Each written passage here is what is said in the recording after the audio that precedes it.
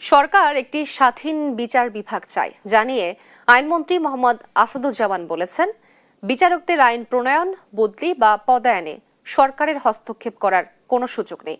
শুক্রবার সকালে খুলনায় আইনজীবীদের সংবর্ধনা ও নবীনবরণ অনুষ্ঠানে কথা বলেন তিনি। জানান, জুলাই সনদ বাস্তবায়নের জন্য বিএনপি ঐক্যবদ্ধ, তবে দেশের স্বার্থে বিএনপি কিছু বিষয়ে নোট অফ ডিসেন্ট দিয়েছে।